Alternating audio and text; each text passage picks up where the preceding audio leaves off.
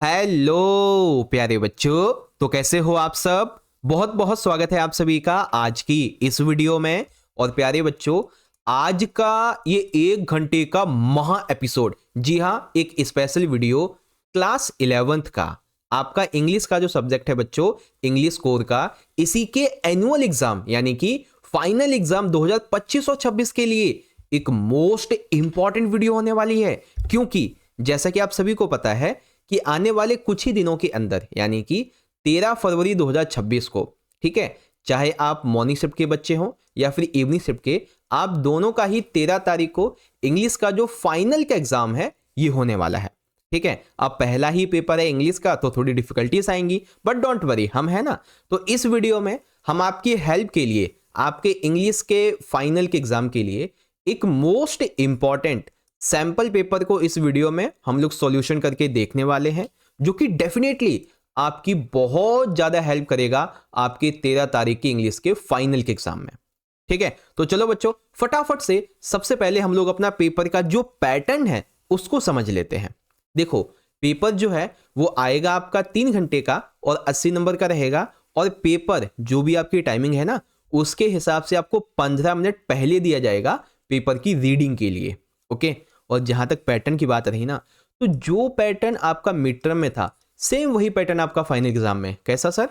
Section A जो कि रहेगा आपका रीडिंग का 26 मार्क्स का, इसमें आपके 2 पैसेज होते हैं 10 और 8 नंबर के, और एक आपकी नोट मेकिंग होती है। ठीक है, नोट मेकिंग।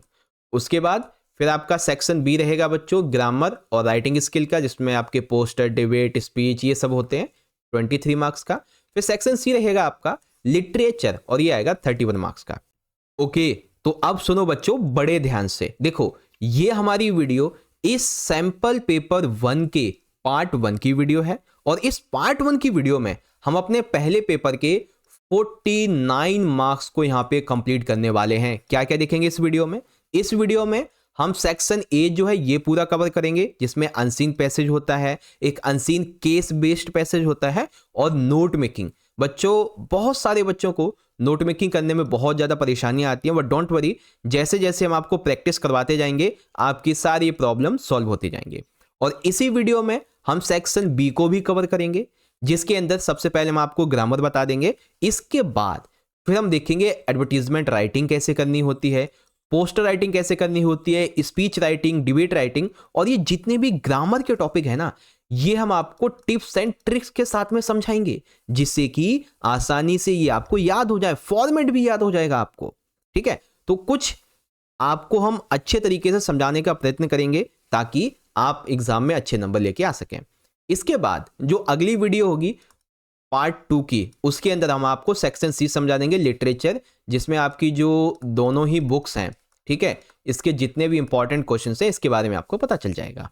ओके, एक चीज और, ये तो केवल अभी पहला पेपर है। हम आपको फाइनल के एग्जाम के लिए 1 2 3 4 5 नहीं, कम से कम 10+ सैंपल पेपर करवाएंगे बच्चों, जैसे आपको मिड टर्म में करवाए थे ना वैसे ही। और ये केवल इंग्लिश के 10 पेपर नहीं होंगे, इंग्लिश के साथ साथ हम आपको जितने भी ह्यूमैनिटीज के आपके सब्जेक्ट हैं, almost Hindi, English, political science, history, geography, economics, physical, सबके 10-10 पेपर करवाएंगे। और आई बटन में आपको हर एक प्लेलिस्ट मिल जाएगी हर एक सब्जेक्ट की, तो वहां से देख लेना। अब आपको वीडियो अच्छी लगे तो लाइक जरूर कीजिएगा, अपने दोस्तों में शेयर कीजिएगा, कमेंट करके हमें जरूर बताएं आपको वीडियो कैसी लगी। बाकी अगर आप चाहें तो मुझे इंस्टाग्राम पे फॉलो कर सकते हैं, और अगर आपने चैनल को सब्सक्राइब नहीं किया है तो चैनल को सब्सक्राइब करके बेल नोटिफिकेशन को ऑल पे सेट करना, जैसे मैंने सेट कर रखा है। ठीक है, तो चलो बच्चों शुरुआत करते हैं अपने आज के इस पार्ट 1 की वीडियो को। रेडी हो बच्चों? तो शुरू करें। तो चलिए शुरू करेंगे।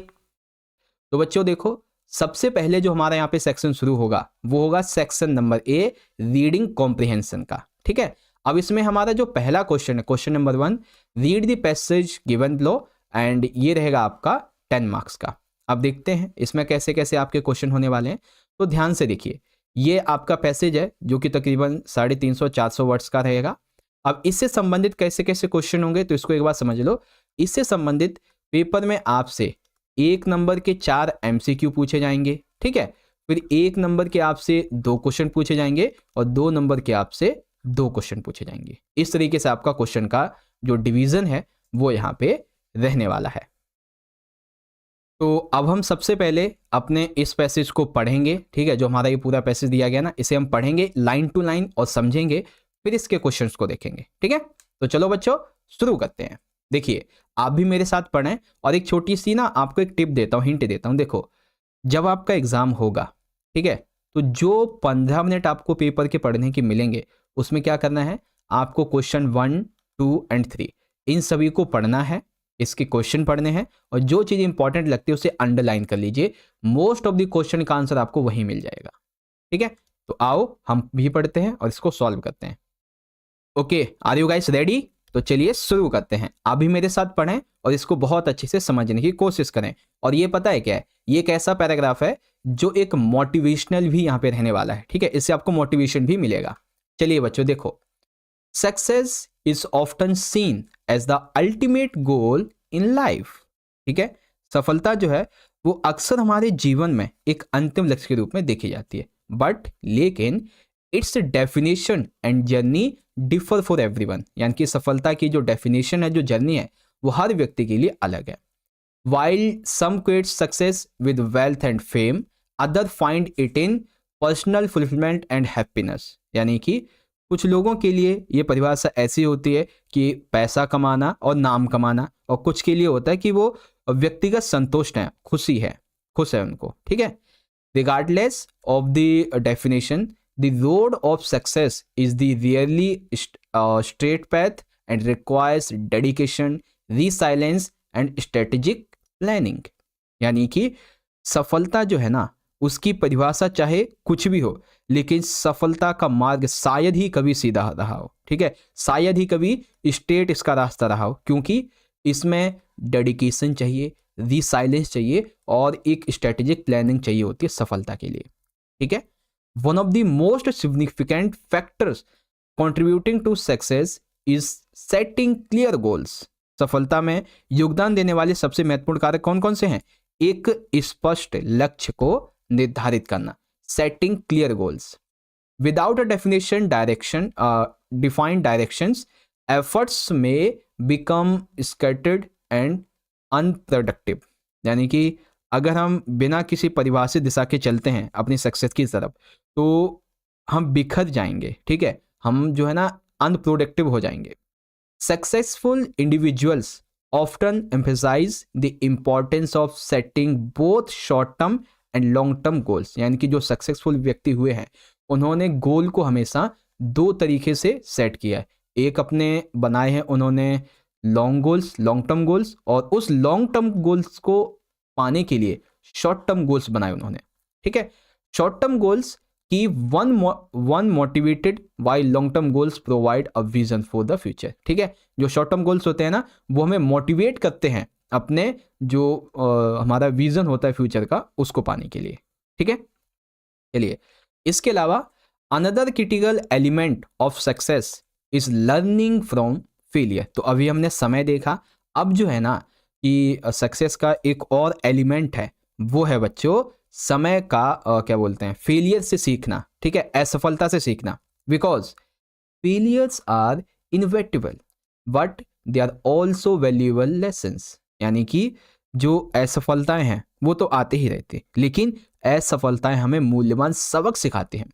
Many successful people including entrepreneurs like Steven Jobs and ऑर्थन Winfrey faced numerous setbacks before achieving greatness. यानी कि जितने भी बड़े बड़े सक्सेसफुल लोग हैं, यहाँ पे कुछ एग्जाम्पल दिए गए हैं, ये भी सक्सेसफुल होने से पहले इन्हें भी बहुत सारे सेटबैक्स मिले। What set them apart is their ability to preserve and view challenges as opportunities to grow. यानी कि इन्होंने जो इन्हें सेटबैक्स मिले सक्सेसफुल पीपल्स को, उन्होंने उसे इस रूप में नहीं लिया कि अब हम हार मान गए, बल्कि एक चैलेंज के रूप में, एक अपॉर्चुनिटी के रूप में इन्होंने लिया, ठीक है। इसके अलावा ओके, तो अब हम आगे बढ़ते हैं। तो देखिए अब यहाँ पे क्या कहा गया है कि टाइम मैनेजमेंट, यानी कि समय का प्रबंधन, तो time management is another vital skill of journey to success. यानी कि हमारे सक्सेस की जर्नी में टाइम मैनेजमेंट भी एक जरूरी चीज है। कैसे? टाइम मैनेजमेंट से प्रायोरिटिंग टास्क, यानी कि हम अपने जो है टास्क को प्रायोरिटी देते हैं, ठीक है, प्रोक्रास्टिनेशन को अवॉइड करते हैं और मेंटेन करते हैं एक हेल्थी वर्क लाइफ को और essential practices. In today's fast paced world, managing distractions like excessive screen time can significantly improve productivity and focus. यानी कि अगर हम अपने स्क्रीन टाइम को, ये जो हम घंटों बैठे बैठे रील देखते रहते हैं, ठीक है, इस पे ज़्यादा टाइम ना बिताने की बजाय हम किसी और काम पे टाइम बिताएंगे तो हमारी प्रोडक्टिविटी भी बढ़ेगी और हमारा फोकस भी बढ़ेगा। ठीक है, और आखिर में lastly, the importance of adaptability can not be overstated. यानी कि अनुकूलनशीलता के महत्व को कम करके नहीं आंका जा सकता, because the world is constantly changing. यानी कि हमें जो है अडेप्टेबिलिटी को अपनाना होगा, क्योंकि वर्ल्ड जो है वो बदल रहा है। And those who can adjust to new circumstances are better positioned to succeed. यानी कि जिन लोगों ने नई परिस्थितियों के साथ में तालमेल बैठा लिया वे सफल हो जाएंगे। Whether it's adopting new technologies और learning new skills, staying flexible helps individual remain relevant and competitive. यानी कि हमें जो टेक्नोलॉजी नई आती है उसे अडॉप्ट करना चाहिए, नई चीज़ें, नई स्किल सीखनी चाहिए, है ना, ये चीज़ें। अल्टीमेटली, आखिरकार, success is a deeply personal journey. Success क्या है? ये सफलता जो है ये एक व्यक्ति की बहुत ही गहरी यात्रा है। वाइल एक्सटर्नल अचीवमेंट्स में बी सेलिब्रेटेड, हालांकि धन प्रसिद्धि सेलिब्रेट की जा सकती है, true success often lies in achieving inner peace, fulfillment and making a positive impact on the others। लेकिन असल में सक्सेस का मीनिंग क्या है? असल में मीनिंग है कि अपने अंदर की शांति पाना, अपने आप को खुश रखना और अपने आसपास के लोगों पर उसका पॉजिटिव इम्पैक्ट पड़ना। ठीक है, तो बच्चों पिछले 5 से 6 मिनट के अंदर हमने अपना ये जो पैसेज था ये पूरा पढ़ लिया। ठीक है, अब इसके अंदर से आपको बहुत सारी मोटिवेशंस भी यहाँ पे मिली होंगी। ठीक है, कि सक्सेस के लिए हमें क्या क्या करना चाहिए, क्या चीज़ें ज़रूरी हैं। चलो अब इसके क्वेश्चंस पे चलते हैं। तो सबसे पहला हमारा क्वेश्चन जो है ना, सबसे पहले 1 से लेके 4 ये होंगे MCQ वाले, तो आप इसे ध्यान से पढ़ें। तो ओके, तो हमारा पहला क्वेश्चन क्या कहता है बच्चों कि what is a key factor in achieving success as mention in the passage. यानी कि सफलता प्राप्त करने के लिए एक महत्वपूर्ण कारक क्या बताया गया बच्चों? तो फटाफट से सोचिए वो क्या है। क्या हमें चैलेंजेस को अवॉइड करना चाहिए? नहीं। क्या हमें केवल और केवल अपने जो लॉन्ग टर्म गोल्स हैं इस पे ध्यान देना चाहिए? नहीं, क्योंकि हमें शॉर्ट टर्म गोल्स पे भी ध्यान देना चाहिए। ठीक है, एक्युमुलेटिंग वेल्थ? नहीं, बल्कि सेटिंग क्लियर गोल्स, यानी कि हमें अपने जो गोल्स हैं स्पष्ट निर्धारित करने चाहिए। ठीक है, तो सी वाला आपका करेक्ट है।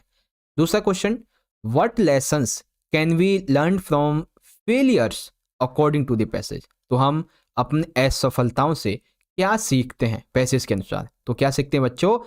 Failures provide valuable lessons for growth. Failure जो होते हैं वो हमें ऐसे सबक सिखाते हैं जो हमारे विकास में सहायक होते हैं। ठीक है, question number 3, why is time management important for success.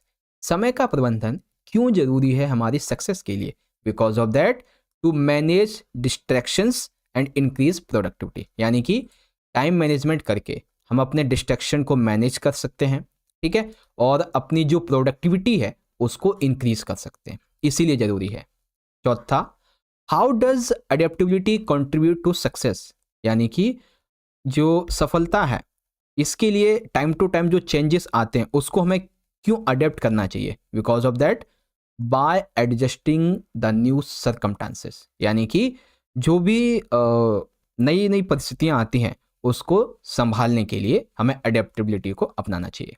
ठीक है, अब आते हैं सबसे पहले हमारे एक एक नंबर के 2 क्वेश्चन। तो पहला क्वेश्चन है, name 2 qualities necessary for success mention in the passage. तो कौन कौन सी थी? अभी अभी हमने पैसेज में पढ़ी थी बच्चों। ठीक है, अभी आपको मैं दिखा भी देता हूँ। देखो, डेडिकेशन, रिसाइलेंस एंड स्ट्रेटेजिक्स प्लानिंग्स, ये जरूरी होती है सक्सेस के लिए। ठीक है, तो लिख देंगे वही चीज़ें, 2 पूछी गई हैं, तो रिसाइलेंस एंड अडेप्टेबिलिटी। फिर why are short term goals important. तो शॉर्ट टर्म गोल्स क्यों इंपॉर्टेंट होते हैं बच्चों? ठीक है, तो ये क्यों होते हैं? Because short term goals keep individuals motivated and focused on immediate achievements, यानी कि वो जो है ना लोगों को प्रेरित करते हैं, ठीक है, तत्काल उपलब्धियों पर। ओके, अब बारी आती है हमारे 2-2 नंबर के 2 क्वेश्चन की। तो पहला question, how do failures contribute to success as discussed in the passage. आपको ये समझाना है कि सफलता प्राप्त करने के लिए, ठीक है, जो असफलता है ये कैसे योगदान देती है। तो देखो, जो फेलियर्स होते हैं वो हमें वैल्यूएबल लेसन सिखा के जाते हैं। फेलियर्स हमें ये कहते हैं, हमें ये बताते हैं कि जो अभी आप फेलियर हुए हो, ठीक है, ये तुम्हारे लिए अपॉर्चुनिटी है अपनी ग्रोथ को करने के लिए। फेलियर जो है वो हमारी हेल्प करते हैं। Individuals can build resilience for future challenges, ठीक है, फ्यूचर के चैलेंज को सामना करने के लिए। फिर explain why adaptability is essential in achieving success. तो क्यों जरूरी है समय के साथ अपने आप को बदलना? Because adaptability allows individuals to adjust to changing circumstances, adopt new skills or technologies and remain competitive in a dynamic world, ठीक है, यानी कि अपने आप को टाइम टू टाइम चेंज करना, नए कौशल सीखना, नई टेक्नोलॉजी को अपनाना और जो भी मार्केट होता है, ठीक है, उसके साथ में कॉम्पिटिटिव बने रहना, इसलिए ज़रूरी होता है अडेप्टेबिलिटी, ठीक है। इस तरीके से हमारा जो पहला वाला पैराग्राफ है सेक्शन ए का, ये हमने पूरा कर लिया है। ओके, चलो अब देखते हैं अगले वाले पैराग्राफ को, जो कि है हमारा दूसरा पैराग्राफ, ठीक है, और ये पैराग्राफ रहेगा आपका 8 नंबर का। कितने का? 8 नंबर का। तो आओ बच्चों, अब हम इसे देखते हैं अच्छे तरीके से, ठीक है। चलो आप इसे पढ़ें अच्छे से और फिर हम लोग इसको आगे देखेंगे। तो देखिए बच्चों, यहाँ पे क्या लिखा हुआ है, poverty is a wide spread issue that affects millions of people around the world. गरीबी एक बहुत ही बड़ा मुद्दा है जो दुनिया भर के लाखों लोगों को प्रभावित करता है। According to the World Bank के अनुसार about 719 million people lived in extreme poverty in 2022, surviving on less than $2.15 per day. यानी कि विश्व बैंक के अनुसार 2022 में लगभग 719 मिलियन लोग अत्यधिक गरीबी में जी रहे हैं, जिनकी प्रतिदिन की आय $2 से भी कम है, $2.15 से भी कम है।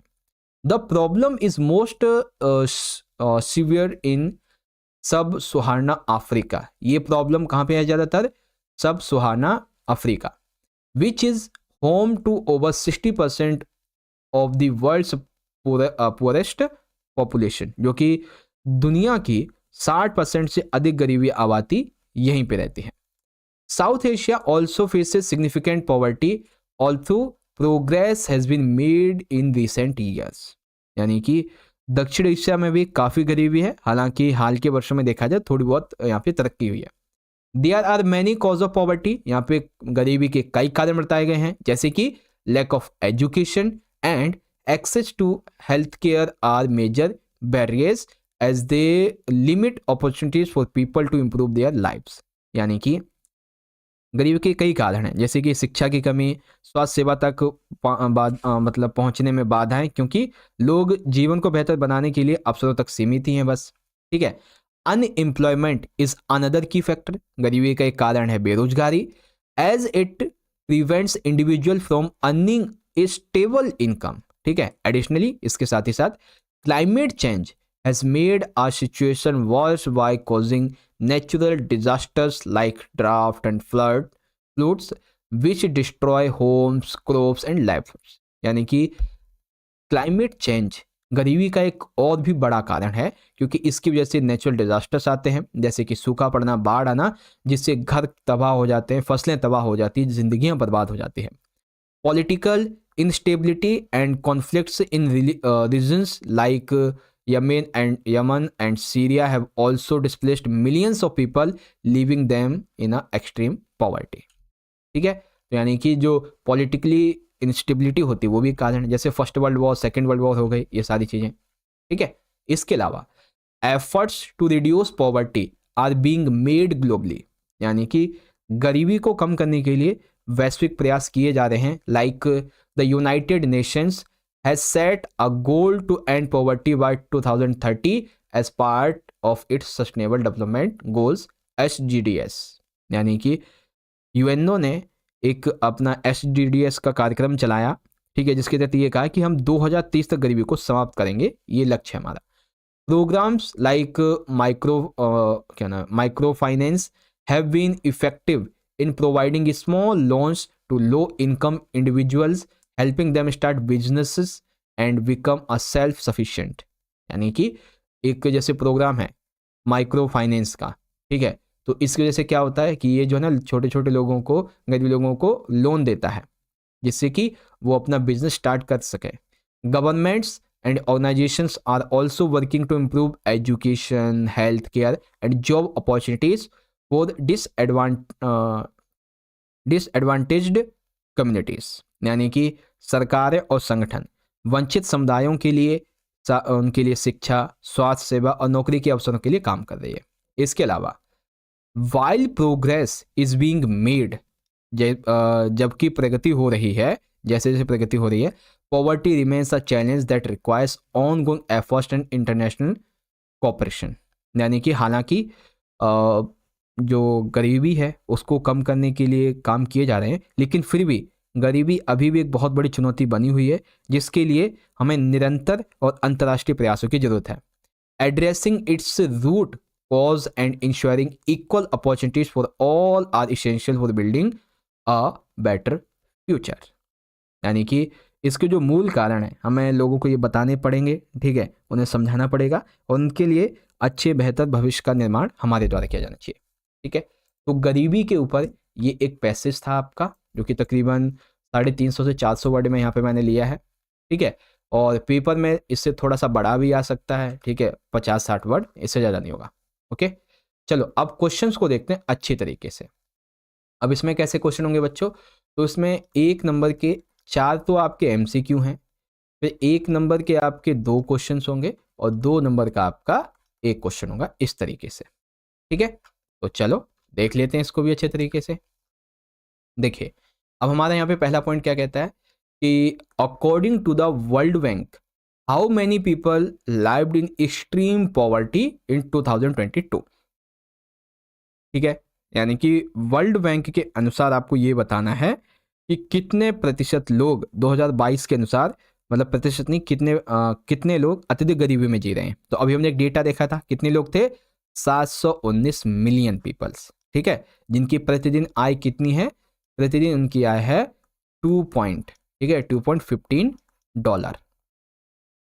अगला question, which region has the highest concentration of the world's extreme poor, किस क्षेत्र में दुनिया के अत्यधिक गरीबों की संख्या ज्यादा है, खास करके देखा जाए तो वर्ल्ड लेवल पे 60% गरीब वहीं पे हैं। तो वो कौन सा था, सुब सुहाना अफ्रीका, ये पढ़ा था अभी। तीसरा, what is one significant cause of poverty mention in the passage, यानी कि किस क्षेत्र क्या नाम है, ये जो पैसेज आपका दिया गया ना, इसमें गरीबी का एक मुख्य कारण है। तो मुख्य कारण क्या है, सबसे ज्यादा राइजिंग इनकम्स, इनकम बढ़ेगी तो गरीबी बढ़ती है, नहीं, गरीबी तो घटती है। इंक्रीज्ड अर्बनाइजेशन, यानी कि शहरीकरण बढ़ेगा तो गरीबी बढ़ेगी, नहीं। इम्प्रूव्ड हेल्थ केयर बढ़ने से गरीबी बढ़ती है, नहीं। लेकिन lack of access of education, यानी कि शिक्षा की जब कमी होती है तो गरीबी बढ़ती है, हाँ, ये वाला ठीक है कारण गरीबी के लिए। फिर what is the goal of the United Nations regarding poverty by 2030, तो इन्होंने क्या कहा है इस अपने SDGs प्रोग्राम के तहत, इन्होंने कहा and poverty in all it's form, यानी कि हम गरीबी के हर फॉर्म को खत्म करेंगे। अब हमारे 2 नंबर के 2 क्वेश्चन आते हैं, फिर 1 नंबर के 2 आएंगे, फिर 2 नंबर का 1। तो पहला 1 नंबर का क्वेश्चन है, why is climate change a significant cause of poverty, यानी कि जो क्या नाम है, जलवायु परिवर्तन है, ये गरीबी का एक महत्वपूर्ण कारण क्यों है, क्योंकि climate change cause natural disasters like floods and droughts which destroy homes, crops and livelihoods worsening poverty, ठीक है। तो क्लाइमेट चेंज क्यों है एक गरीबी का कारण, क्योंकि ये बहुत सारी प्राकृतिक आपदाएं लेके आता है, जैसे कि बाढ़, सूखे, जिससे कि घर नष्ट हो जाते हैं, फसल नष्ट हो जाती है, आजीविका खत्म हो जाती है, गरीबी बढ़ जाती है। फिर how to micro finance programmes help reduce poverty. Micro finance जो प्रोग्राम है गरीबी को कैसे कम करते हैं, because micro finance programmes provide small loans, छोटे छोटे लोन्स देती है to enable low income individuals जो कम पैसा कमाते हैं to start their businesses and achieve self efficiency. ठीक है, आत्मनिर्भरता प्राप्त कर सके, अपना बिजनेस चला सके। 2 नंबर का क्वेश्चन है कि explain how poverty is connected to politically instability and climate change with example from the passage. तो अब आपको क्या बताना है, अब आपको बताना है कि इस पैसेज के अनुसार गरीबी जो है वो पॉलिटिकली इनस्टेबिलिटी यानी कि राजनीतिक अस्थिरता और जलवायु परिवर्तन से कैसे जुड़ी है इसके बारे में। तो देखो इस तरीके से लिखेंगे, poverty is linked to political instability and, ठीक है, political instability and conflicts in region like Yemen and Syria displaced millions leaving them improvised. ठीक है, तो ये होता है पॉलिटिकल इनस्टेबिलिटी की वजह से, जैसे यमन और सीरिया के क्षेत्रों से लाखों लोगों को विस्थापित कर दिया गया, ठीक है, जिससे वो गरीब हो गए। Climate change exacerbates poverty by causing natural disasters, ठीक है, तो इसके बारे में अभी हमने पढ़ लिया। ठीक है, particularly in poor communities these factors deepen in equality and hinder poverty reduction efforts. यानी कि इससे क्या होता है, ये असमानता को बढ़ाते हैं और गरीबी कम करने के जो हमारे प्रयास हैं उसमें भी बाधा डालते हैं। ओके, तो इस तरीके से आपको इसे पढ़ना था और आपको इसका आंसर ऐसे लिखना है। ओके बच्चों, तो ये हो गया है हमारा यहाँ पे दूसरा क्वेश्चन भी पूरा। चलिए अब हम बात करेंगे अपने अगले प्रश्न की, ठीक है, जो कि है प्रश्न number 3, read the passage given below, और ये है आपका 8 नंबर का, जो कि है नोट मेकिंग। क्या है बच्चों, ये है आपकी नोट मेकिंग। ठीक, अब इस नोट मेकिंग को बड़े ध्यान से पढ़ें, ठीक है, और नोट मेकिंग के लिए आपको ये पैसेज पूरा पढ़ना है, फिर इससे संबंधित हम नोट मेकिंग को तैयार करेंगे। चलो बच्चों शुरू करते हैं। देखो क्या है नोट मेकिंग का टॉपिक, बेटी बचाओ बेटी पढ़ाओ, BBBP। ठीक है, तो बेटी Bachao Beti Padhao a governmental initiative in India was launched in 2015 to address the alarming decline in child sex ratio and promote the holistic development of the girl child। बेटी बचाओ बेटी पढ़ाओ भारत में एक सरकारी पहल है जिससे कि बाल लिंग अनुपात में जो खतरनाक गिरावट आ रही है उसको दूर किया जा सके, जो बालिकाएं हैं इनका समग्र विकास हो सके, और इसको 2015 में शुरुआत किया गया था।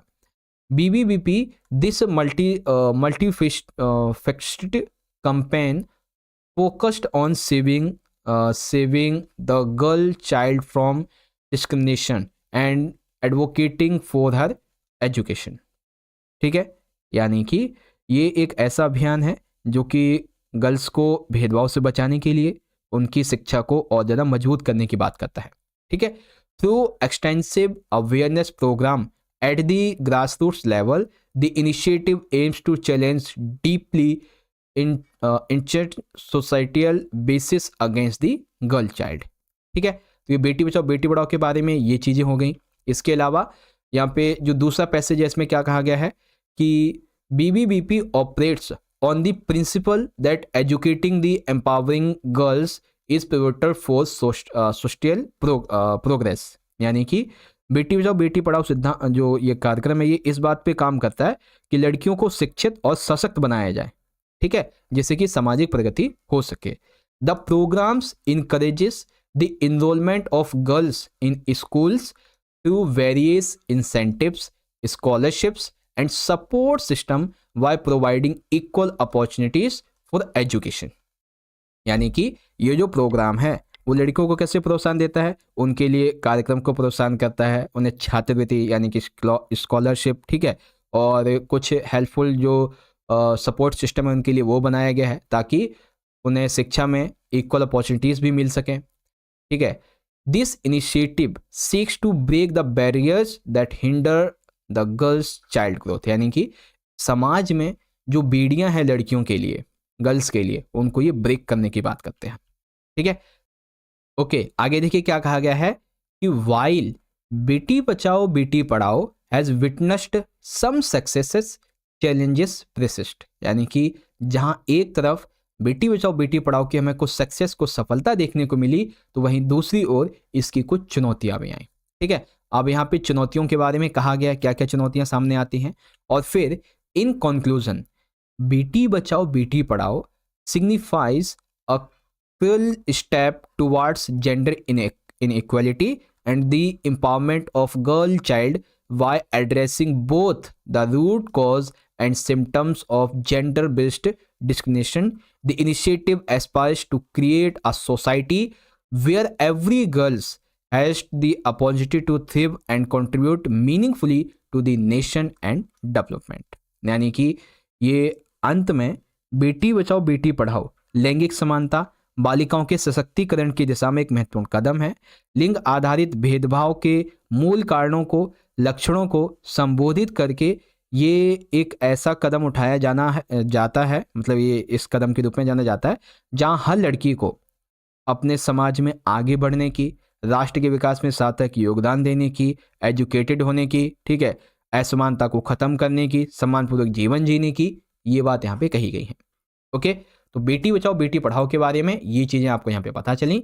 अब हम बात करेंगे इसके क्वेश्चंस की और इसके नोट मेकिंग की। तो देखिए, पहला क्वेश्चन 5 नंबर का है कि on the basis of your reading of the above passage make notes on it using recognisable abbreviations where ever necessary, supply a suitable title 5 marks में। ठीक है, तो इसमें 4 मार्क्स के आपके नोट्स हो जाएंगे और 1 मार्क्स में आपकी जो एब्रीविएशंस हैं, ठीक है, वो हो जाएंगी, और टाइटल का आधा नंबर है बेसिकली। फिर आपको एक समरी लिखनी है 50 वर्ड्स में 3 मार्क्स के लिए, और समरी कैसे बनानी है ये भी आपको बताऊंगा। ठीक है, तो देखो भाई, यहाँ पे हमारा टॉपिक क्या है, टॉपिक है हमारा बेटी बचाओ बेटी पढ़ाओ। ठीक है, अब नोट मेकिंग के लिए याद रखें, आपको जो पैसेज दिया जाएगा, ठीक है, उसमें कम से कम आपके 4 पैराग्राफ होंगे। ठीक है, कम से कम 4 पैराग्राफ होंगे। तो आपको क्या करना है, उन्हीं 4 पैराग्राफ से आपको अपनी कम से भी कम 4 हेडिंग निकाल लेनी है। कितनी? कम से कम आपको 4 अपनी हेडिंग निकाल लेनी है। फिर इन्हीं 4 हेडिंग के आपको कम से कम 3 से लेके 4, ठीक है, 3 से 4 आपको इसकी सब हेडिंग्स निकालनी है। ओके, इस तरीके से ऐसे आपको निकालनी है 3 से 4। फिर एब्रीविएशंस भी लिखनी है, उसके बारे में भी आपको बताऊंगा कैसे लिखोगे। अब जैसे कि यहाँ पे हमने सबसे पहली जो अपनी हेडिंग ली है, ठीक है, यहाँ पे देखेंगे नोट्स के लिए हमारी सबसे पहली हेडिंग है यहाँ पे इंट्रोडक्शन, फिर है प्रोग्राम्स के ऑब्जेक्टिव्स क्या हैं, फिर इम्प्लीमेंटेशन स्ट्रेटजीज और चैलेंजेस एंड फ्यूचर प्रोस्पेक्ट्स। ठीक है, अब इसको पढ़ते हैं अच्छे से। तो इंट्रोडक्शन मैंने लिखा है कि बेटी बचाओ बेटी पढ़ाओ लॉन्च हुआ 2015 में। कब लॉन्च हुआ था? 2015 में। ठीक है, और लॉन्च किस लिए किया गया था? For the address child sex ratio, यानी कि जो बच्चों की सेक्स रेशियो की संख्या है उसको कम करने के लिए, ठीक है, लैंगिक समानता को लाने के लिए। उसके अलावा प्रमोट गर्ल चाइल्ड डेवलपमेंट, यानी कि जो बालिका विकास है इसके विकास की बात की गई। गवर्नमेंटल इनिशिएटिव, यानी कि सरकारी पहल है ये एक। ठीक है, तो आपको मोस्ट प्रोबेबली छोटे छोटे जो सेंटेंसेस हैं इसका उपयोग करना है। ठीक है, दूसरी हेडिंग है प्रोग्राम ऑब्जेक्टिव्स, यानी कि इस कार्यक्रम के उद्देश्य क्या है। तो इसका उद्देश्य है सेव गर्ल चाइल्ड, बालिकाओं की रक्षा करना, उनकी सुरक्षा करना। एडवोकेट फॉर एजुकेशन, गर्ल्स के लिए एजुकेशन व्यवस्था को अच्छा बनाना। होलिस्टिक डेवलपमेंट फोकस, यानी कि समग्र विकास पे ध्यान केंद्रित करना बालिकाओं के लिए। ठीक है, एलिवेट सोशल बेसिस, यानी कि सामाजिक जो पूर्वाग्रह हैं इनको खत्म करना, है ना, ये चीजें। फिर यहाँ पे आता है तीसरा पॉइंट, इम्प्लीमेंटेशन स्ट्रेटजीज, अर्थात जो ये कार्यक्रम बनाया गया इसकी रणनीतियां कैसे हुई, क्या किया इन्होंने। तो सबसे पहले ग्रास रूट्स अवेयरनेस प्रोग्राम, यानी कि जमीनी स्तर पे अवेयरनेस के प्रोग्राम चलाए गए। Encourage girl child enrolment, schools में गर्ल चाइल्ड के इनरोलमेंट के लिए बहुत सारे प्रोग्राम चलाए गए, like incentives, scholarship and support system बनाया गया। ठीक है, ब्रेक सोशल बैरियर्स, यानी कि जो पूर्वाग्रह हैं ये खत्म किए गए, सामाजिक बाधाएं तोड़ी गई। चौथा, चैलेंजेस एंड फ्यूचर प्रोस्पेक्ट्स। ठीक है, क्या चैलेंज आए, क्या फ्यूचर प्रोस्पेक्ट्स हैं। तो सबसे पहला चैलेंज था बच्चों कि सोशल बेसिस प्रेसिडेंस, यानी कि सामाजिक तौर पे जो पूर्वाग्रह थे वो एक चुनौती बन के सामने आए। इसके अलावा जो कल्चर नॉर्म्स थे वो चुनौती बन के सामने आए। फीमेल इन्फेक्शन कंसर्न यानी कि कन्या भ्रूण हत्या की चिंता यहाँ पे जो है उसको लेके काम किया गया। नीड फॉर सस्टेन्ड एफर्ट्स यानी कि निरंतर प्रयास की हमें आवश्यकता है, ये बातें थी। ओके, तो देखा आपने कितनी बढ़िया तरीके से हमने हेडिंग भी बना ली और सब हेडिंग भी बना ली। अब यहाँ पे लिखेंगे एब्रीवेशंस, ठीक है। तो एब्रीवेशन याद रखें आपको सिर्फ और सिर्फ 4 लिखनी है। जैसे कि यहाँ पे मैंने लिखा BBBP, बेटी बचाओ बेटी पढ़ाओ। दूसरी मैंने लिखी CSR, चाइल्ड सेक्स रेशो। फिर GCD, गर्ल चाइल्ड डेवलपमेंट। फिर GOI, government of India. GAF, grass roots awareness programs. ISS, incentives scholarship support. And CNH, culture norms हिंटक्राफ्ट। याद रखें बच्चों, ये जो भी एब्रीवेशन आप यहाँ पे यूज करोगे, इन एब्रीवेशन का यूज आपके नोट्स में जरूर होना चाहिए, ठीक है। कहाँ पे होना चाहिए? आपके इन नोट्स में जरूर होना चाहिए। ओके, तो अब यहाँ पे आपके 5 नंबर पूरे तैयार हो गए। अब आपके जो 3 नंबर हैं, ठीक है, 3 नंबर जो कि आपके समरी के रहने वाले हैं, ये 3 नंबर आपके पता है कहाँ से मिलेंगे आपको? ये 3 नंबर भी आपको मिलेंगे आपके नोट्स से, क्योंकि जो अभी आप समरी बनाओगे, इस समरी में आपको अपने जो नोट्स अभी लिखे हैं उसको यूज करना है, उसको यूज करते हुए समरी बनानी है, ठीक है। तो चलो आपको मैं समरी बताता हूँ। देखिए यहाँ पे पहले लिखना था BBBP, ठीक है, इस तरीके से। BBP launched in 2015। बेटी बचाओ बेटी पढ़ाओ is a government initiative addressing the child sex ratio decline and promoting the holistic development of girl child, ठीक है। तो ये इंट्रोडक्शन वाली हमारी पहली बात हो गई, पहला नोट जो था ना, तो ये वो हो गया कि 2015 में बेटी बचाओ बेटी पढ़ाओ अभियान शुरू किया गया और ये एक सरकारी पहल है जो बाल लिंग अनुपात में गिरावट को रोकने के लिए चालू की गई, बालिकाओं के समग्र विकास को बढ़ावा देती है। फिर second, focused on grassroots awareness and incentives for girl child education. The program encounters resist social basis and culture norms. 2 चीजें मिक्स कर दी यहाँ पे, क्या क्या? बालिकाओं की शिक्षा के लिए जमीनी स्तर पे जागरूकता प्रोग्राम चलाए गए, उनको प्रोत्साहन देने के लिए उनके लिए कार्यक्रम चलाए गए बहुत सारे, और इनके सामने कुछ चुनौतियों का भी सामना इन्हें करना पड़ा, जैसे सामाजिक पूर्वाग्रह, सांस्कृतिक मानदंड हो गए, ये सारी चीजें। The concern of female infection emphasize the need for sustained efforts. कन्या भ्रूण हत्या को रोकने के लिए हमें एक साथ मिलकर कदम उठाने होंगे, ये बताया गया। Overall the initiative stands as a crucial step towards empowering girls and fostering gender equality in India. यानी कि कुल मिला के BBBP भारत में लड़कियों को सशक्त बनाने और लैंगिक समानता को बढ़ावा देने के लिए एक महत्वपूर्ण कदम रही है। ओके, तो इस तरीके से आपको इसे लिखना था और ये मैंने आपको अब यहाँ पे अच्छे से समझा दिया। ओके बच्चों, तो आशा करता हूँ कि आपको यहाँ पे सारी की सारी चीज़ें आप कंप्लीटली समझ में आ गई होंगी। ओके, तो मैं क्या सोच रहा हूँ कि आपको सेक्शन नंबर जो B है आपका, ठीक है ना, ये वाला section B, creative writing skills and grammatical part का, ये भी यहीं पे समझा दूँ। ओके, एक बार लेके आते हैं। ओके, तो यहाँ पे देख सकते हैं प्यारे बच्चों, आज की इस वीडियो का जो हमारा अगला खंड है, अगला section number B, creative writing skills and grammatical part का, वो यहाँ से शुरुआत हो चुका है, ठीक है।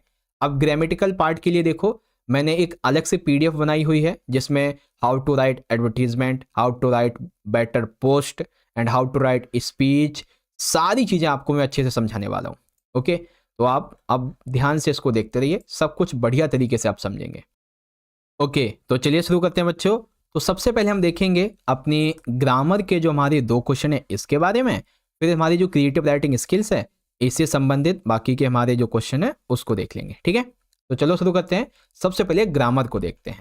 देखो क्वेश्चन 4 है कि fill in the blanks with the correct form of the verbs, यानी कि यहाँ पे ये जो वर्ब है जैसे कि स्लीप है, राइट है और बाय है, तो यहाँ पे ये जो वर्ब है वो भी रॉन्ग है, आपको एक सही फॉर्म लिखनी है यहाँ पे वर्ब की, वो क्या आएगी, ठीक है। जैसे कि the cat sleep on window sill, यानी कि जो बिल्ली है वो कहाँ सोती है? बिल्ली सोती है खिड़की पर। तो यहाँ पे सोती है, इसके लिए कौन सी यहाँ पे वर्ब आएगी बच्चों? फटाफट से सोचिए, यहाँ पे आएगी स्लेप्ट, क्या आएगी? स्लेप्ट, ठीक है। फिर he write a letter to his friend yesterday, यानी कि उसने अपने दोस्त को कल एक पत्र लिखा, तो कल लिखा यानी कि थर्ड फॉर्म आएगी, तो राइट की जगह क्या आ जाएगा? रोट आ जाएगा, ठीक है। उसके बाद my sister buy a new laptop for her studies, यानी कि मेरी बहन ने अपनी पढ़ाई के लिए एक नया लैपटॉप खरीदा, तो यहाँ पे बाई की जगह क्या आ जाएगा?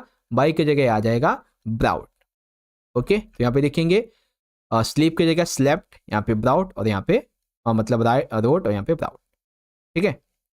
अब आता है हमारा अगला ग्रामर का क्वेश्चन, जो कि है यहाँ पे कि rearrange the following words phrases to make the meaningful sentence, यानी कि आपको क्या करना है? ये 4 नंबर का क्वेश्चन है, वैसे 5 दे रखे हैं, इसमें से आपको किन्हीं 4 को अटेम्प्ट करना है। जो वर्ड्स यहाँ पे दे रखे हैं जंबल वर्ड्स, इनको मिला के आपको एक मीनिंगफुल सेंटेंस बनाना है, ठीक है। जैसे कि पहला है the on forests the industry oil depends, ठीक है। तो यहाँ पे ये जो है ना, कैसे आप इसे बनाएंगे, तो इसको देखो हम इस तरीके से लिखेंगे। अब इसको ना ध्यान से देख लेना, ओके। मैं सारे के सारे सेंटेंस एक बार में यहाँ पे लेके आता हूँ। देखो, पहला सेंटेंस है the on forest the industry oil depends, तो इसको जब हम मिलाएंगे, बनाएंगे ढंग से, तो इस तरीके से बनेगा the oil industry depends on the forest, यानी कि तेल उद्योग जंगलों पर निर्भर करते हैं। अगला, debate flares as perspectives shift understanding of grows in the, यहाँ पे क्या हो जाएगा कि understanding grows a perspective shift in the flare of debate. बहस जब होती है तो इसी के दृष्टिकोण में हम जो बदलाव की समझ है इसको बढ़ा सकते हैं। इसके अलावा screens flicker minds to captive reality as fades, यहाँ पे क्या होगा? Reality fades as minds become captive to flickering screens, यानी कि वास्तविकता फीकी पड़ जाती है जब हम जो स्क्रीन टाइम को ज़्यादा देर तक देखते रहते हैं। इसके अलावा आप यहाँ पे चाहें तो और इनको पढ़ लीजिए, इनमें से आपको कोई 4 ही अटेम्प्ट करने थे, ठीक है। तो ग्रामर वाला हमारा ये पार्ट अब यहाँ पे पूरा हो गया। अब हम चलते हैं अपने क्रिएटिव राइटिंग स्किल्स की तरफ, ओके। तो अब यहाँ से आप सारे बच्चे बड़े ध्यान से देखें, बहुत इंपॉर्टेंट चीज शुरू होने वाली है, ठीक है। तो क्वेश्चन नंबर 6 कहता है कि on behalf of the principal of your school draft a classified advertisement inviting application for the some post of teacher lying vacant and to be filled soon, write in 50 words. यानी कि simple सा क्या है बच्चों कि आप जो हैं एक प्रधानाचार्य हैं अपने स्कूल के, और आपको एक विज्ञापन देना है, किस लिए? कि आपके स्कूल में कुछ टीचर्स की जो पोस्ट हैं वो खाली हो गई हैं, तो आपको वेकेंट कॉलम यूज करते हुए लिखना है एक एडवर्टीजमेंट। अथवा में यू आर राजू और Reena living at Sharma apartments N100 sector 10 Rohini Delhi, you are well qualified in teaching, you are well qualified and willing to teach English to 11th and 12th class, draft a advertisement seeking job to published in a local daily in 50 words। यानी कि एक तरफ आपको vacant में लिखना है जहाँ पे जॉब आप ऑफर कर रहे हैं, एक तरफ आपको वांटेड में लिखना है जहाँ पे जॉब आप मांग रहे हैं, ठीक है। तो दोनों ही परिस्थितियों में आपको लिखना कैसे है एडवर्टाइजमेंट, तो ये ध्यान से सुन लो। देखो बच्चों, कुछ इंपॉर्टेंट पॉइंट ध्यान से सुन लो। सबसे पहली बात, it should be enclosed in a box. याद रखें, एडवर्टाइजमेंट आपका हमेशा इस तरीके से एक बॉक्स में होना चाहिए, और बॉक्स जो है ना वो कभी भी आप पहले मत बनाना, ठीक है। बॉक्स आप बनाना जब आपका एडवर्टाइजमेंट कंप्लीट हो जाए, तब बनाना है आपको, ठीक है। याद रखें, हमेशा आप शॉर्ट सेंटेंस का उपयोग करें और कैची वर्ड का उपयोग करें। शॉर्ट सेंटेंस, कैची वर्ड्स और सिंपल फॉर्मल ऐसे वर्ड्स जो सेंटेंस है इसका उपयोग करें। लॉन्ग लैंग्वेज ऐसी होनी चाहिए, ठीक है। जो इन्फॉर्मेशन जरूरी है सिर्फ वही इन्फॉर्मेशन दी जानी चाहिए, ठीक है। और आपको इस एडवर्टीजमेंट के सबसे आखिर में अपना कॉन्टैक्ट नेम, अपना एड्रेस और फ़ोन नंबर जरूर लिखें, और ज़्यादा नहीं, सिर्फ 50 वर्ड में। अब जैसे आप शुरुआत कर सकते हैं कि सिचुएशन वेकेंट है या वांटेड है। शुरुआत करेंगे, अगर वेकेंट है तो वांटेड, वांटेड है तो रिक्वायर्ड, है ना, इस तरीके से। फिर आप बताएं कि आप किस आपके यहाँ पे कौन सा पद खाली है, ठीक है, आपको किस एम्प्लॉय की ज़रूरत है। फिर कितने नंबर ऑफ पोस्ट लेंगे वेकेंट है, कितने खाली हैं पोस्ट वहाँ पे, ठीक है, और आपको कौन कौन सी जो क्वालिफिकेशंस है वो चाहिए, चाहे वो एजुकेशनल हो, प्रोफेशनल हो। इसके अलावा आप क्या पे कर सकते हैं, आप क्या पे चाहते हैं, ठीक है, मोड ऑफ अप्लाइंग क्या रहेगा, कौन अप्लाई कर सकता है, डेडलाइन क्या है, लास्ट डेट क्या रहेगी, सारी चीज़ें ये आपको बतानी है, ठीक है। तो एक अच्छा एडवर्टीजमेंट लिखने के लिए आपको इन सभी बातों को ध्यान में रखना है। तो चलो अब आपको मैं इसी के आधार पे अच्छे समझाता हूँ। ओके, तो अभी तक हमने जो भी फॉर्मेट यहाँ पे देखा है, ठीक है, तो अब हम उसी फॉर्मेट के हिसाब से आपके सिचुएशन वेकेंट को, ठीक है, और सिचुएशन वांटेड दोनों को यहाँ पे समझने वाले हैं। ओके बच्चों, चलिए शुरू करते हैं। देखिए सबसे पहले हम समझेंगे सिचुएशन वेकेंट को। वेकेंट का मतलब ये हो गया कि आप जो है जॉब को ऑफर कर रहे हैं, ठीक है, आपके यहाँ पे जॉब के लिए जगह खाली है, पोस्ट खाली है, ठीक है। तो मैंने आपको क्या बताया, शुरुआत कैसे करनी है, वांटेड या फिर अवेलेबल।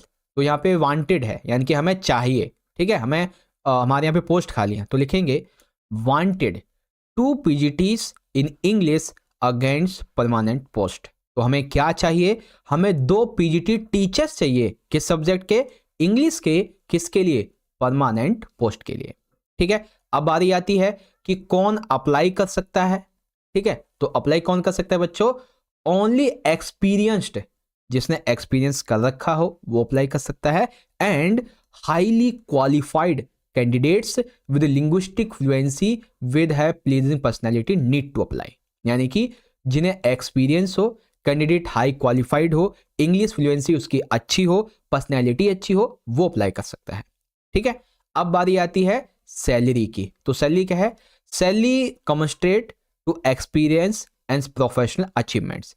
सैलरी जो है वो डिपेंड करती है कि आपका एक्सपीरियंस क्या है और आपकी अचीवमेंट्स क्या क्या है, ठीक है। Interested candidates between the age group of 25 to 35 years में सेंड देयर रिज्यूम, ठीक है। तो कौन कितनी एज तक का अप्लाई कर सकता है, तो सिर्फ 25 से 35 साल तक का कोई भी टीचर अप्लाई कर सकता है, ठीक है। और फिर वो अपना रिज्यूम भेजे with latest passport size photo. अब यहाँ पे आ जाएगा एड्रेस, नाम, कॉन्टैक्ट। तो कैसे भेजना है, प्रिंसिपल को, कहाँ के, समानता public school sector 9 Rohini Delhi, ठीक है। कितने दिन के अंदर, इस एडवर्टीजमेंट के 10 दिन के अंदर। कॉन्टैक्ट नंबर ये दे रखा है, ठीक है। तो वांटेड में हमें ये सारी चीजें बतानी है। अब बारी आती है सिचुएशन, मतलब वेकेंट की होगी वो, तो अब बारी आती है वांटेड की। अब हम बात करते हैं सिचुएशन वांटेड की। तो वांटेड में क्या है कि अब हम जॉब खोज रहे हैं, तो जॉब मांगने के लिए हम लिखते हैं, तो मांगने के लिए क्या बोलेंगे, अवेलेबल है, यानी कि उपलब्ध है, available, a well qualified and experience professional have post graduate degree in math. एक उपलब्ध है, एक वेल क्वालिफाइड और प्रोफेशनल जिसके पास पोस्ट ग्रेजुएट डिग्री है मैथ में। क्या, किस लिए, क्या, क्यों लिख रहे हो, क्योंकि willing to teach math to class 9th या फिर 11th के लीजिए, 11th एंड 12th, ठीक है। यानी कि मैं मैथ को पढ़ाना चाहता हूँ 11वीं और 12वीं के बच्चे को, कब से कब तक, in the evening between 3 PM to 7 PM, यानी कि 3 से तकरीबन 7 के आसपास इतना टाइम रहेगा। चार्जेस बहुत ही मॉडरेट हैं, बहुत ही रीजनेबल प्राइसेस होंगे। Guaranteed result above 95% in this subject, यानी कि मेरे मैथ के सब्जेक्ट में 95% तक रिजल्ट की मैं गारंटी देता हूँ। कॉन्टैक्ट राजू रीना शर्मा अपार्टमेंट, ये एड्रेस हो गया और ये कॉन्टैक्ट नंबर हो गया, ठीक है। तो इस तरीके से आपको इसे लिखना है और ये आपका वांटेड भी पूरा हो गया। ओके प्यारे बच्चों, तो इस तरह से आपको ये सब कुछ यहाँ पे लिखना था। ओके, तो ये हो गया आपका एडवर्टीजमेंट। अब समझते हैं बच्चों पोस्टर राइटिंग को, ठीक है। अब पोस्टर राइटिंग के लिए यहाँ पे देखिए हमारा टॉपिक क्या है, टॉपिक है वर्ल्ड योगा डे, ठीक है। तो पहले एक बार इसे पढ़ते हैं क्वेश्चन को, फिर आगे बढ़ेंगे। तो यहाँ पे दिया गया बच्चों कि युवा श्याम और Shyamali of Indian public school Agra design a compelling poster of not more than 50 words for world yoga day, ठीक है। इसमें कैसे आपको लिखना है, skilfully cooperating event suspicious, illustrate the holistic benefits of yoga on mental and physical well-being, ensure the poster captivate and informs reflecting the essence of this global celebration. और दूसरा है कि make a poster on sustainable development.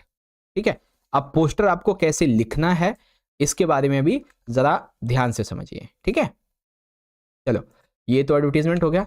अब देखते हैं poster के बारे में। देखो बच्चों, पोस्टर जब आप बनाएं तो याद रखें पोस्टर की आपकी थीम क्या है, आपके पोस्टर का टॉपिक या आपके पोस्टर का इवेंट क्या है।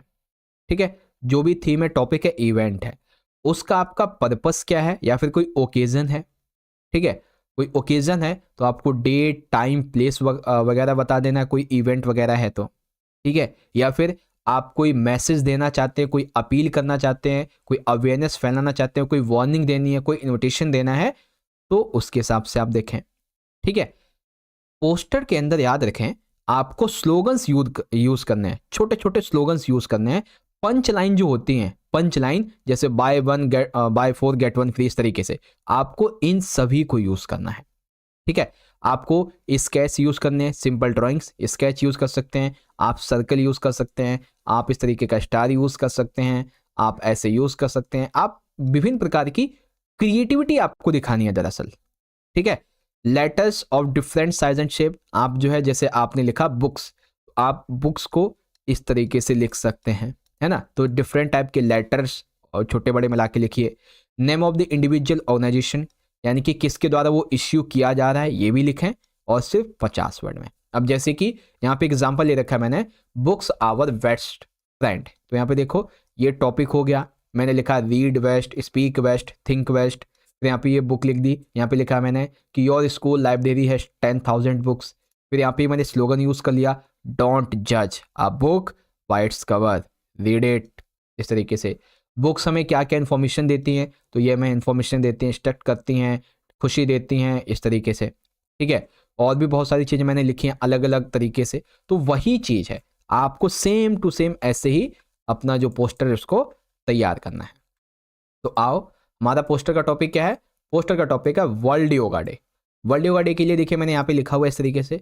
आप चाहो तो पता है क्या कर सकते हो, ये इस तरीके का सर्कल बना लिया, ठीक है, ऐसे करके ये कुछ लाइनें ऐसे खींच दी, बन गया आपका वर्ल्ड का मैप। इसी में लिख दिया वर्ल्ड योगा डे। अब मैंने तो मैप उठा के लगा दिया सीधा का सीधा, है ना। वर्ल्ड योगा डे कब से कब तक मनाया जाएगा? 10 AM से 10 ये PM होना चाहिए था, 2 घंटे के लिए मनाया जाएगा। कब? 21 जून, यहाँ पे 25 लिखा है, आप मतलब 24 लिखा है, आप 2025 कर लो, 21 जून 2025 को। 2 hours yoga, all styles, all nations, all peoples. 2 घंटे के लिए होगा, हर स्टाइल में और हर देश के लिए, हर व्यक्ति के लिए। और 24 hour world wide yoga practice for human rights. ठीक है, उसके बाद world yoga day join us. हालांकि अगर क्वेश्चन में आपके कुछ नहीं दिया गया है तो यहाँ पे ना नीचे एक लाइन आप लिख देना कि ये किसके द्वारा इश्यू किया जा रहा है। अगर दिया हुआ है तो ठीक है, नहीं दिया रखा है तो लिख दीजिएगा इशूइंग बाय ABCD पब्लिकेशंस या फिर ABCD ऑर्गेनाइजेशन लिख देना बस आप। ठीक है, इश्यू बाय ABCD ऑर्गेनाइजेशन। फिर यहाँ पे हमारा एक पोस्टर था क्या बोलते हैं, सस्टेनेबल डेवलपमेंट के बारे में। तो यहाँ पे देख लीजिए सस्टेनेबल डेवलपमेंट के ऊपर ये यहाँ पे पोस्टर दिया हुआ है, ठीक है ना, इस तरीके से कि do not cut trees unnecessary, बिना फालतू के पेड़ों को मत काटो, plant more and more trees, ज़्यादा से ज़्यादा पेड़ों को लगाओ, switch off electricity, run applications when not in use, यानी कि इलेक्ट्रिसिटी बंद कर दो, जब यूज़ में ना हो तो उसे बंद रखो। Make use of solar energy का ज़्यादा से ज़्यादा यूज़ करो। Let's place to make human life sustainable, चलिए इस मनुष्य जीवन को और अच्छा बनाएं। और भी बहुत सारी चीज़ें हैं, ठीक है। I love nature, understand it, इस तरीके से सारी चीज़ें लिखी हुई हैं। किसके द्वारा इश्यू किया जा रहा है? तो इनलाइटेंड सिटीजन्स फोरम के द्वारा इश्यू किया जा रहा है। ओके, तो इस तरीके से आपको इसे लिखना था और सारी बातें आपकी ये रही। ओके प्यारे बच्चों, तो ये हो गया है आपका क्वेश्चन नंबर 7 कंप्लीट, ठीक है, पोस्टर वाला। अब बारी आती है क्वेश्चन नंबर 8 की, और इसमें हमें लिखनी है स्पीच। चलिए पढ़ते हैं, देखिए क्या कहा गया है। यू आर आशीष और Amina, a student of class 11th of Indian public school Delhi. आपका नाम आशीष अमीना है, आप क्लास 11th में इंडियन पब्लिक स्कूल के स्टूडेंट हैं। You find it alarming that over millions of plastic bags and plastic bottles are used only once and dumped every minute। आप इस बारे में चिंतित हैं कि मिलियंस ऑफ प्लास्टिक बैग्स जो हैं, प्लास्टिक बॉटल्स हैं, ये हर मिनट यूज की जाती है और डंप कर दी जाती है। ठीक है, write a speech in 150 to 120 to 150 words hazards of single use plastic to be delivered in the morning assembly. तो सुबह सुबह की असेंबली में, मॉर्निंग असेंबली में आपको स्टेज पे जाना है और आपको एक स्पीच डिलीवर करनी है कि सिंगल यूज प्लास्टिक के नुकसान क्या क्या, हैजार्ड्स क्या है। ठीक है, और दूसरा यहाँ पे आपका जो टॉपिक है, आप यहाँ पे लिखेंगे, तो दूसरा टॉपिक है आपका, हाँ, जो अनहाइजीनिक फूड होते हैं उसके बारे में। ओके, तो चलो पहले हम ये देखते हैं कि आखिर आपको स्पीच लिखते हुए क्या क्या ध्यान में रखना है। ओके, अब देखो हम स्पीच की बात कर रहे हैं, तो इसमें स्पीच में क्या होता है कि सुबह सुबह की मॉर्निंग असेंबली है, आप इस तरीके से खड़े हैं, आपके सामने बहुत सारे लोग बैठे हुए हैं और आपको इनके सामने स्पीच देनी है। ठीक है, तो आप घबरा जाएंगे कैसे स्पीच दें कैसे नहीं, तो मैं आपको बताता हूँ। सबसे पहले आप अपने स्पीच का एक टाइटल लिखें। ठीक है, आपकी स्पीच का जो टाइटल है वो सबसे टॉप पे लिखिए। उसके बाद शुरुआत इस तरीके से करनी है, good morning to all of you, today I am here to express my views on, आप फिर आप अपना टॉपिक बता दीजिए, फिर लिखिए it is a matter of great privilege for me to deliver a speech on the topic. ये एक सेम लाइन आपको एक नंबर दिला देगी पूरा का पूरा, सिर्फ आपको टॉपिक यूज करना है, बस पूरा एक नंबर मिल गया।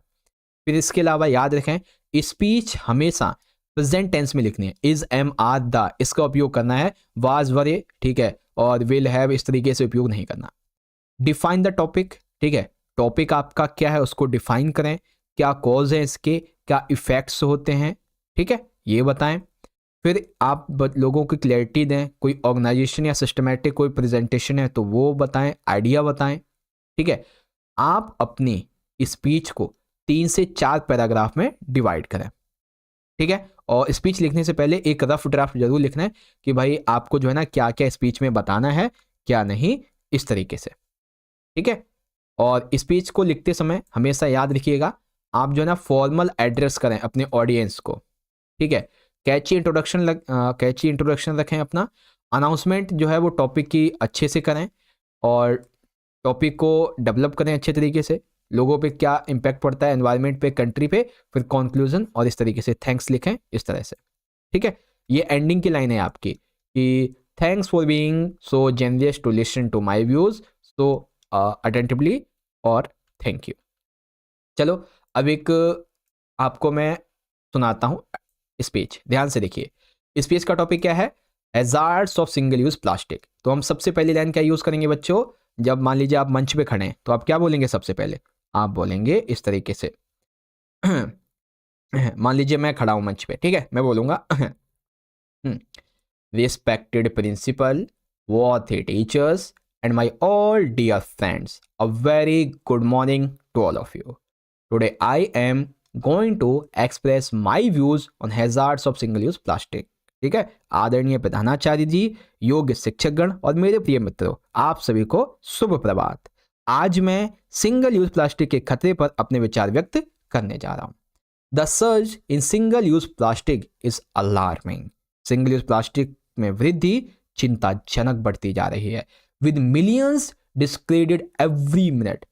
हर एक मिनट मिलियंस में इसका यूज किया जा रहा है। These items designed for one time use, in plastic items को सिर्फ एक बार प्रयोग करने के लिए बनाया जाता है, and contribute significantly to environmental degradation, जो कि एनवायरमेंट को डिग्रेडेशन करते हैं, नुकसान पहुंचाते हैं। Their wide spread uses pollutes ocean, harm wild life and poses severe health risk. यानी कि इसका यूज करने से हमारे समुद्र जो हैं वो क्या बोलते हैं, वो होते जा रहे हैं, पॉल्यूटेड होते जा रहे हैं। ठीक है, जो वाइल्ड लाइफ है उसको नुकसान पहुंच रहा है, हमारे स्वास्थ्य को भी नुकसान पहुंचता है।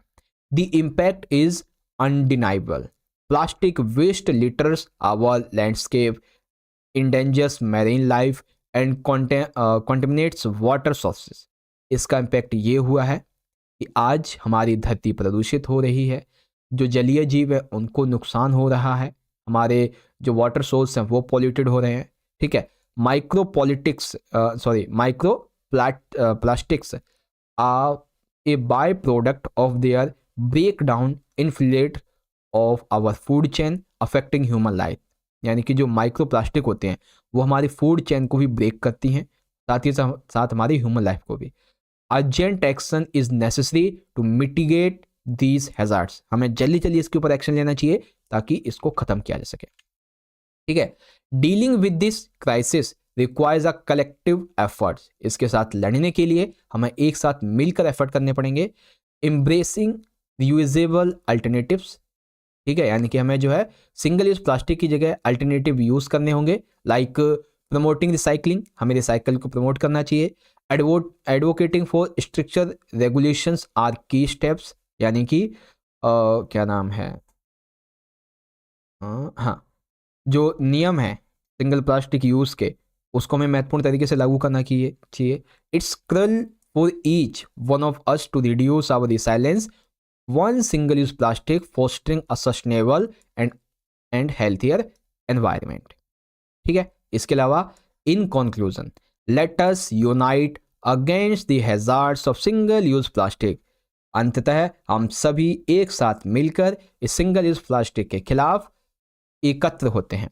बाय मेकिंग कॉन्शियस चॉइसेस, यानी कि अच्छे विकल्प बनाकर, we can pave the way for a cleaner and more sustainable future, यानी कि एक अच्छे विकल्प को बनाकर हम एक अच्छा, स्वच्छ और टिकाऊ भविष्य का निर्माण कर सकते हैं। Thank you, have a great day. इस तरीके से आपको स्पीच देनी है। ठीक है, तो ये स्पीच हो गई hazards of single use plastic के ऊपर। अब दूसरा जो हमारा टॉपिक है स्पीच का वो क्या है, जंक फूड के ऊपर है। फास्ट फूड या फिर कह लीजिए जंक फूड, इसके ऊपर है। तो इसके बारे में आप चाहो तो यहाँ से पढ़ लीजिए। वैसे ये मैंने आपको मिड टर्म में करवाई हुई है, ठीक है, आप चाहो तो इसको पढ़ सकते हो। मैंने आपको अच्छे से बाकी की सारी चीज़ें यहाँ पे समझाई रखी हैं, ठीक है, कैसे लिखना है कैसे नहीं। ओके, चलिए अब हम देखते हैं अपने अगले क्वेश्चन को। ओके, तो देखिए हमारा क्वेश्चन नंबर जो 9th है, इसमें बेसिकली हमसे पूछी जा रही है डिबेट, यानी कि आपको डिबेट यहाँ पे लिखनी है। तो चलिए पहले क्वेश्चन पढ़ेंगे। क्वेश्चन 9th है, some people feel that the newspapers will become a thing of the past soon due to increasing interest of electronic media, यानी कि कुछ लोगों का मानना ये है कि जैसे जैसे इलेक्ट्रॉनिक मीडिया बढ़ती जा रही है, ये जो न्यूज़पेपर्स हैं ये सिर्फ एक अतीत बन के रह जाएंगे। ठीक है, तो इस पे आपको डिबेट लिखनी है 120 से 150 शब्दों में, फेवर में या फिर अगेंस्ट में। टॉपिक क्या है, इलेक्ट्रॉनिक मीडिया के ऊपर। ठीक है, आपका नाम प्रेम या प्रेरणा है। ठीक है, तो आपको इसके ऊपर लिखना है। दूसरी आपकी जो डिबेट है बच्चों वो है ट्यूशन और coaching centres are necessity of students, यानी कि जो ट्यूशन है कोचिंग सेंटर है वो बच्चों के लिए ज़रूरी हैं, इसके ऊपर या ज़रूरी नहीं है, इसके ऊपर आपको देनी है आपकी क्या बोलते हैं स्टेटमेंट। ठीक है, तो यहाँ पे देखिए जो हमारी वो होती है डिबेट, इसके लिए सबसे पहले हम लिखते हैं अपना टॉपिक। तो टॉपिक क्या है, इलेक्ट्रॉनिक मीडिया। हम किसके ऊपर बात करने वाले हैं, फॉर द मोशन, यानी कि हम फेवर में बात करेंगे।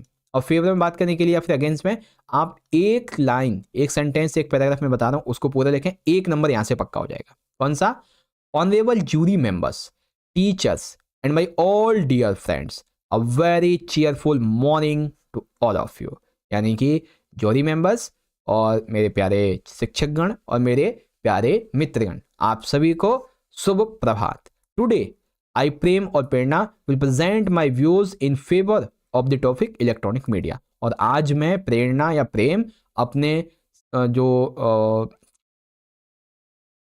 व्यूज हैं वो इसके पक्ष में दूंगा कि इलेक्ट्रॉनिक मीडिया क्यों जरूरी है। ठीक है, अब क्या करें, आपका ये जो टॉपिक है सबसे पहले आप डिफाइन करें कि ये टॉपिक है क्या। ठीक है, फिर इस टॉपिक से बेसिकली क्या होता है आगे की तरफ, फिर इस टॉपिक से क्या हानि है, और आखिर में इस टॉपिक को कैसे और बढ़ाया जा सकता है। अगर कुछ अच्छा है तो बढ़ाया जा सकता है, कुछ खराब है तो कैसे रोका जा सकता है।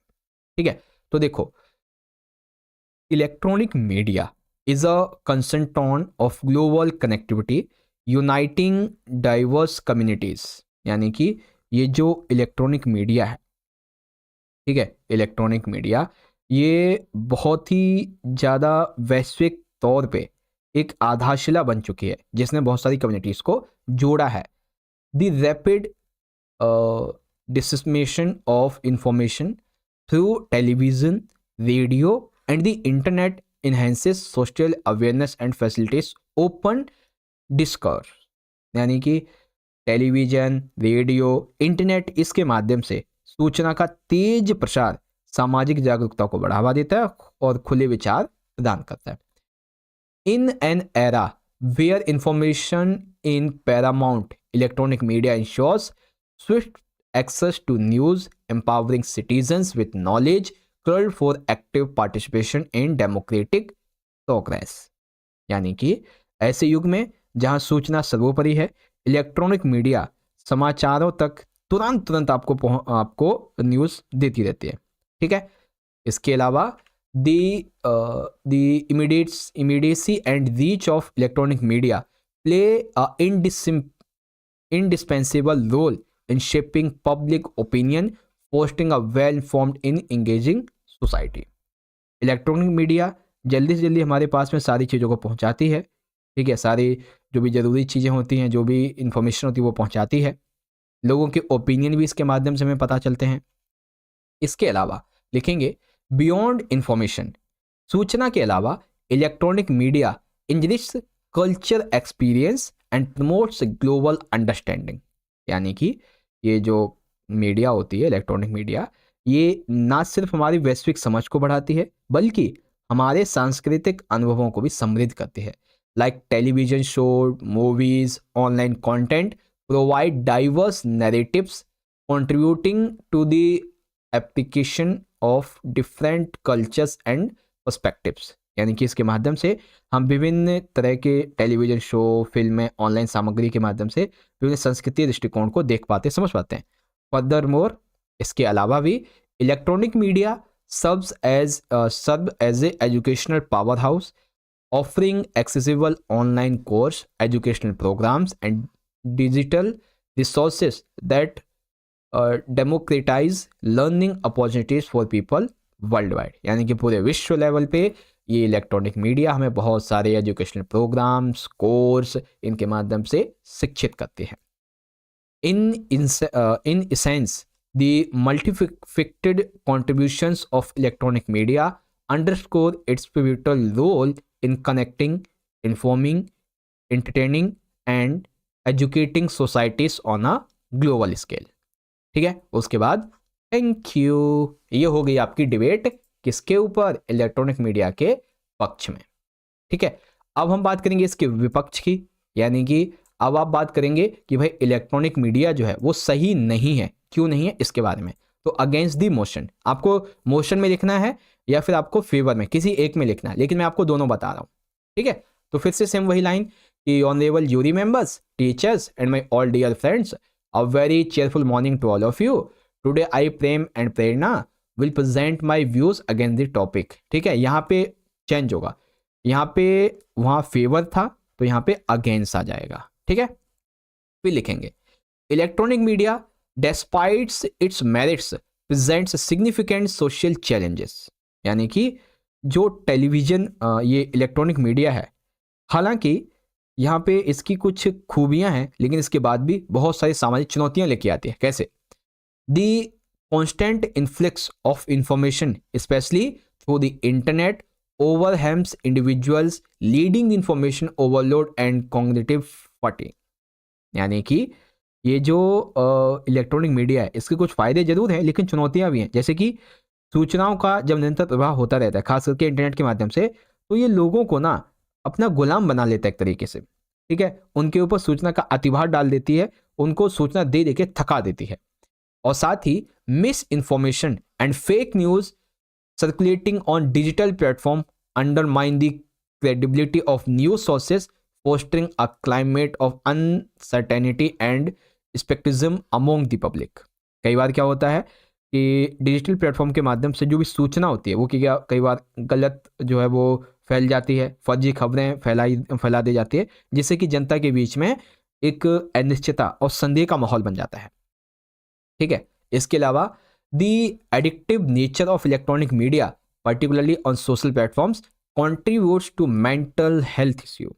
जिन लोगों को इलेक्ट्रॉनिक मीडिया की लत लग गई है, खास करके सोशल प्लेटफॉर्म की, तो उनके लिए मानसिक स्वास्थ्य समस्याओं का ये कारण बनती है।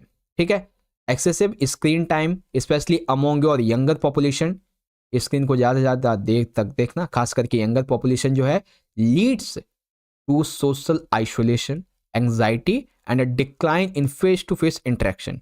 जब हम ज़्यादा से ज़्यादा स्क्रीन को देखते हैं, खास करके यंगर पीपल, तो ये जो है ना हमें समाज से दूर कर देता है, हमारे अंदर एंग्जाइटी आने लगती है, और साथ ही हम लोगों से फेस टू फेस मिलने से डरते हैं, फेस टू फेस इंटरेक्शन खत्म हो जाता है। Moreover the portrayal of unrealistic standards in electronic media, particularly in terms of body image and lifestyle, can contribute to social pressure and damage self esteem। हम देखते हैं कि social media पे लोग कुछ भी अपलोड कर देते हैं, ठीक है, भले ही उनकी हैसियत उस हिसाब से ना हो, लेकिन वो अपलोड करेंगे, है ना। तो आप बड़े बड़े सेलिब्रिटीज़ को देखते हैं, अपने दोस्तों को देख के देखते हैं कि यार ये कितना आगे बढ़ गया, ये कितना अच्छा लग रहा है ना। तो इससे क्या होता है कि आपके अंदर ना सेल्फ स्टीम की कमी हो जाती है।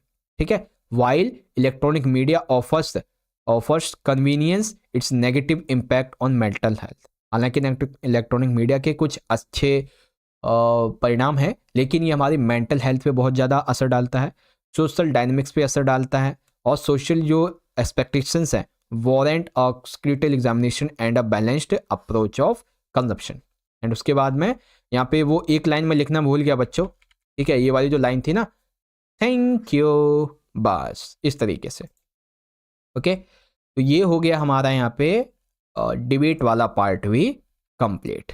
ओके प्यारे बच्चों, तो इस तरीके से हमने यहाँ पे इसको बहुत अच्छे से समझ लिया है, और आशा करता हूँ कि आपको समझ में आ गया होगा। अब जो हमारा इस पेपर का आखिरी सेक्शन बच गया है, ठीक है, section C literature and text books का, इसे आपको मैं समझाऊंगा बच्चों पार्ट 2 वाली वीडियो में। ओके, तो इस तरह से प्यारे बच्चों आप सभी ने पिछले 1 घंटे में मेरे साथ मिलकर अपने 11th क्लास के इंग्लिश के फाइनल के एग्जाम के लिए जो पहला पेपर है इसको सॉल्व कर लिया है। और इस वीडियो में हमने सेक्शन ए रीडिंग देख लिया है, सेक्शन बी ग्रामर और क्रिएटिव राइटिंग स्किल देख लिया है।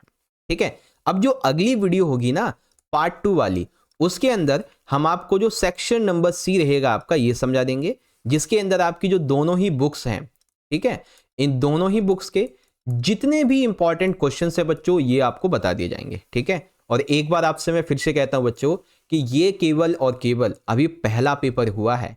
हम आपको केवल इंग्लिश सब्जेक्ट के कम से कम 10 सैंपल पेपर करवाएंगे, कम से कम 10। बाकी और भी आपके जो सब्जेक्ट हैं जैसे हिस्ट्री हो गया, पॉलिटिकल साइंस हो गया, ज्योग्राफी हो गया, इकोनॉमिक्स हो गया, ठीक है, हिंदी, और इसके अलावा फिजिकल एजुकेशन, ठीक है, होम साइंस, सोशोलॉजी, यानी कि आर्ट्स यानी कि ह्यूमैनिटीज़ के ऑल सब्जेक्ट के कम से कम 8-8, 10-10 सैंपल पेपर करवाएंगे आपको। ठीक है, हर सब्जेक्ट की प्लेलिस्ट आई बटन में मिल जाएगी, सारे बच्चे जाके जरूर से देख लेना। और वीडियो अच्छी लगी है तो लाइक कीजिएगा बच्चों, लाइक करने से हमारा मोटिवेशन और भी बढ़ता है। शेयर करें अपने दोस्तों में, कमेंट में बताएं फीडबैक अपना। बाकी अगर आप चाहें तो मुझे इंस्टाग्राम पे फॉलो भी कर सकते हैं। ठीक है, तो चलो बच्चों मिलते हैं आपसे सेक्शन नंबर सी यानी कि पार्ट नंबर 2 की वीडियो के साथ। तब तक के लिए आप सभी बच्चे पढ़ते रहिए, ख्याल रखिएगा अपना। बहुत बहुत धन्यवाद। जय हिंद, जय भारत, वंदे मातरम।